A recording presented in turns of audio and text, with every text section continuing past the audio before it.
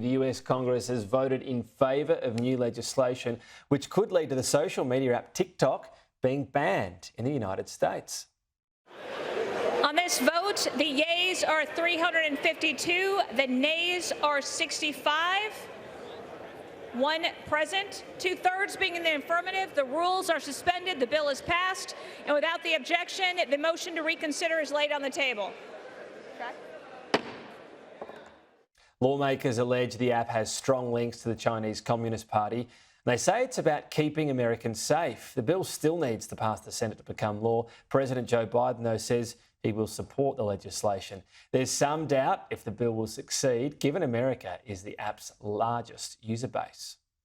And there's a number of Republicans who are worried about this bill from a civil libertarian standpoint. The idea of the government shutting down a social media platform is something that just doesn't look like it's going to pass muster right now in the Senate, but we shall see. Negotiations are still underway, and TikTok has deployed its lobbyists to Washington to try to bend the ear of senators right now because they see this as an existential threat.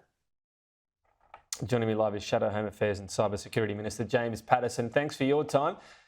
What do you make of this and what might play out in Australia? Is this something we should keep a close eye on and possibly follow suit on?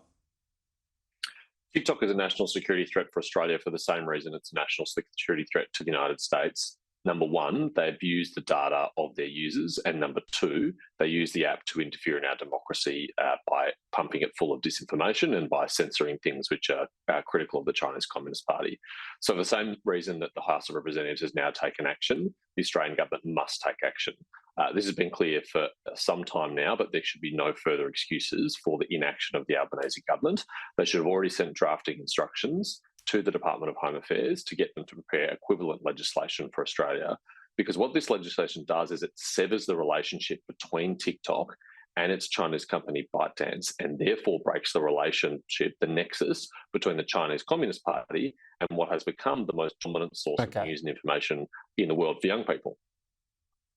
So is that the official coalition policy, what's happening here, though? So either that severing, as you call it, happens, or it's just banned in Australia?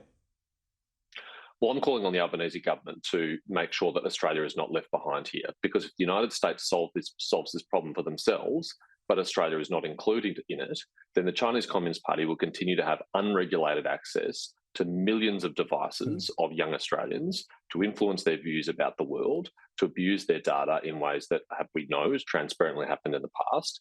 And that's not a national security threat we should tolerate at any time, but particularly at a time of heightened strategic competition. When you say solves, though, if this plays out in terms of the US enacts it and then TikTok says no thanks and then it's banned in the US, is that solving it in your view? Should we do the same? Well, that would be on TikTok and on its parent company ByteDance and its ultimate control of the Chinese Communist Party. They have a pathway here to remain active in the United States, just as if we pass this legislation, they have a pathway to remain active in Australia. And I'm not sure that any company, any rational company, should walk away from a market of 170 million Americans or tens of millions of Australians. But you'd be willing for that to happen in Australia if that's the case? Well, the ball is in TikTok's court here, Tom. It's up to them. Either they operate rationally like any business would and they sell this highly profitable business at an enormously high price and do very well out of it, or they choose to allow their company to be banned because they disregard the law of the United States and fail to comply with it. Now, if you are acting as a rational commercial actor, it's very clear what choice you'd make. If you are acting as a sophisticated authoritarian state, you might make a different choice, but that will be a very revealing choice. The Senate still has to approve it. The US. We'll see how that plays out. We've got reports that we have Palestinians who have fled Gaza. They were granted temporary visas to come to Australia, but it's believed at least 2 have been stopped on the way back. What do you make of this? Well, Tom, when the coalition first raised concerns about the speedy way in which these visas were granted and how we could possibly have conducted adequate security checks, the government said that we were fear-mongering. Well, it turns out maybe we weren't. Maybe they hadn't done the necessary checks. But the normal way of doing these things, Tom, is you do a security check on someone before their visa is granted, not afterwards. So they have to front up today. The Minister for Home Affairs should front up today and explain exactly why these visas were granted in the first place and why they have now been rescinded. Have they actually finally done their homework and discovered that some of these people are supporters of Hamas. As your colleague Shari Markson has identified, at least one visa grantee from Gaza who's already in Australia celebrated the attacks of 7 October on social media. So that, fair enough to call on the minister to explain it. One of the initial reports, though, is that the visa was revoked because of a fear they would stay in Australia. That's different to being a security threat, isn't it? So does that imply the security aspect? There's no one within the department or the government saying there's an issue with the security aspect. It's another condition. Well, Tom, no one from the government has said anything publicly to explain this at all yet, so we just don't know.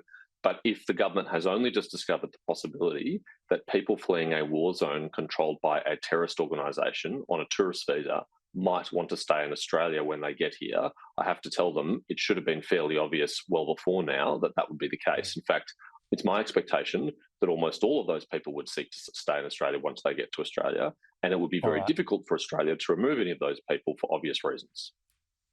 That's one report, obviously. We'll see what the minister has to say. Just finally and briefly on this, should you have more criticism of the department? I mean, any government on the day, it's not a minister sitting through there and being able to do the checks. They rely on departments, don't they?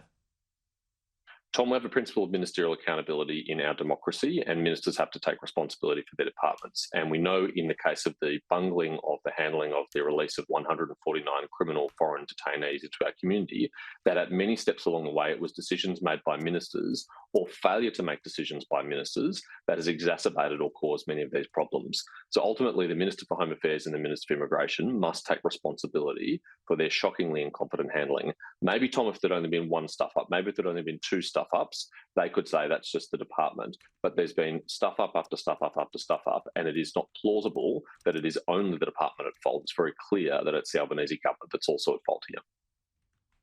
James Patterson, appreciate your time. Thank you.